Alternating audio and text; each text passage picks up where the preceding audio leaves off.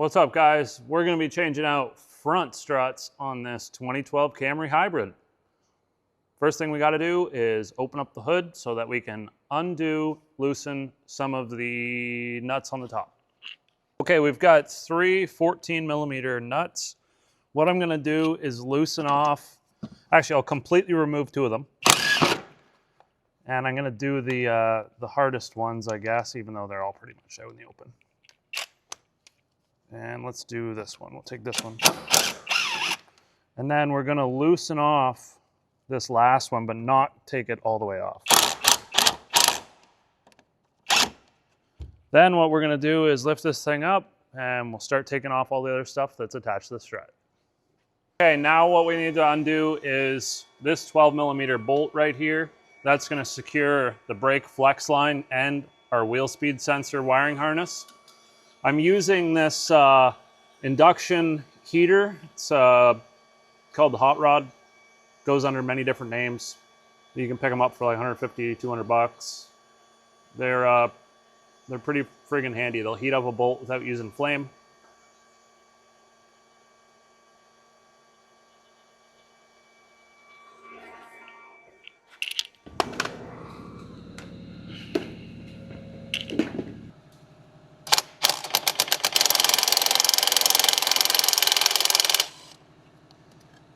Pop this off, pop this thing off. We got a lot of rust. I've already gone and needle scaled all the rust off to help us. Then we've got this plastic connector that secures the harness to the nut or to the strut as well. So we're going to use a trim tool to pry that off. I think it does actually open up as well. Maybe I'll just try to open it up. Or maybe not. Maybe I'll just get rowdy with it.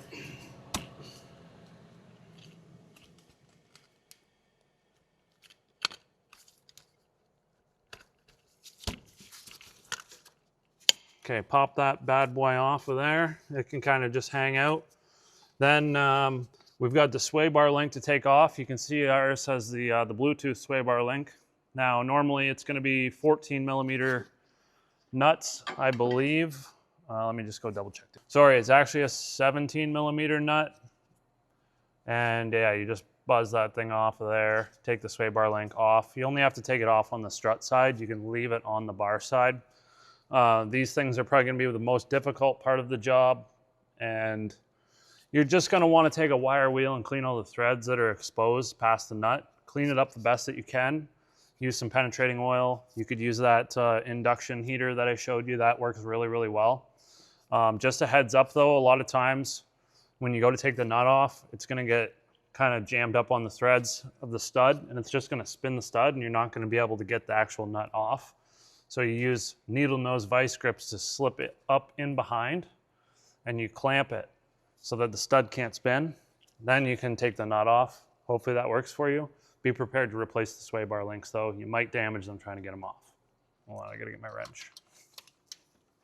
Okay, these nuts, they're gonna be 22mm nuts, and also the head of the bolt is 22mm as well. So hold on to the bolt, impact gun. Might have to get a regular socket.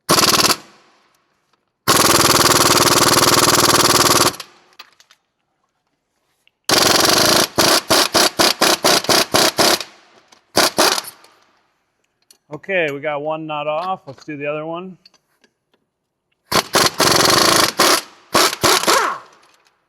Okay, the other nut's off. Now we got to take the bolts out. Now we're going to take both of the bolts out. So you'll notice there's probably going to be one that's kind of tough. The other one's going to be kind of easy to get out. If you just like push and pull on the strut, you'll see like how it'll move the holes to align them together. And that'll help you get the bolt out. Another thing you can do too is just use the impact gun or your socket to just wind this out. The threads will kind of catch and it will help it come out. Now at this point in time, you got to remember that we still have these two, a brake line and a wiring harness that are secured to the knuckle. So as soon as I pull this off, the knuckle's going to want to flop out this way. So you might want to just put like a jack stand or a block of wood or something underneath of this under the disc to keep it from like completely flopping out, just so we don't damage this. But also another thing, so that we don't overextend the axle, because it's possible to like unplunge the axle and then sometimes it's really, really hard to put back together. Okay, now that we've got everything set up, we're ready to take the strut out. So we just got to undo the last nut here. I'm going to get my impact gun on it. Then I'm just going to grab a hold of the strut and hold it. We want to watch and make sure that the strut doesn't fall down and rip the boot of the axle underneath. But we just take that off. Then you should be able to just kind of wiggle the strut. Get that to come out. There'll be a lot of rust that builds up right in here and on the knuckle as well.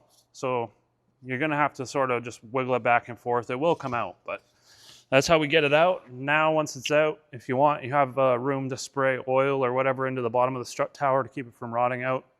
And we're ready to put the new strut in. Okay, we're running these Strut Tech struts, and they're from Auto Shack. We'll have a link in the description.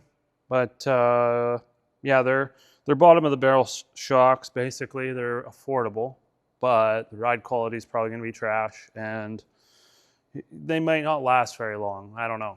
But if you want good quality stuff that's going to last, go buy Toyota shocks. You're going to pay out the nose for them, but they will be premium quality and they will last a long time. This car's got 413,000 or 420 something thousand on it, and kilometers, but original shocks, right? So, all right, take the nuts off of the top, and then make sure you choose the correct side. There is a left and a right. Just compare, and then we're ready to put these in. So you just pay attention to the way this is, where the orientation of the studs are, and then you just basically feed this thing up in here.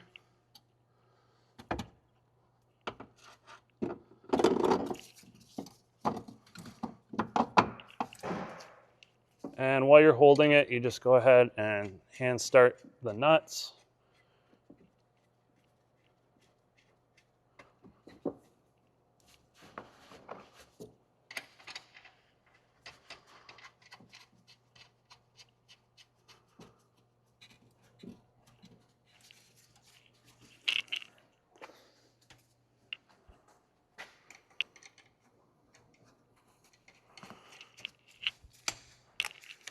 Okay, I'm just going to buzz these down.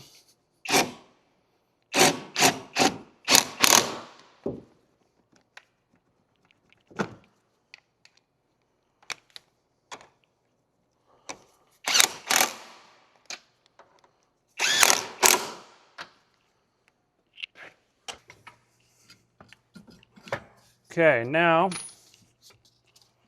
we're going to have to try to turn the strut a little bit to line it up.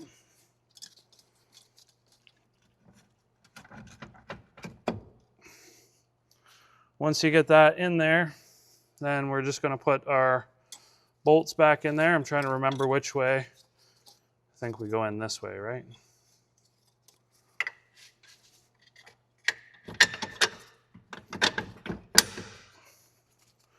Then get the bottom one in there.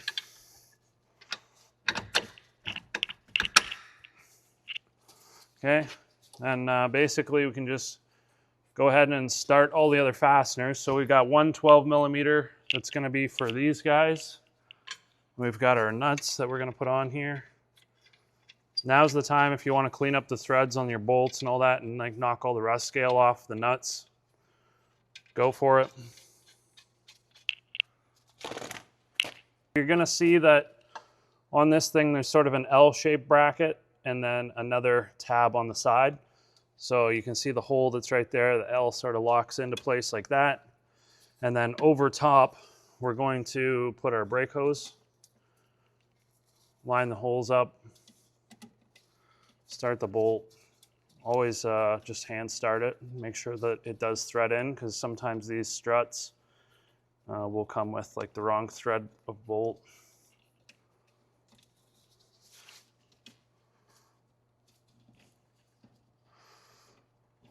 And then we can just run that down.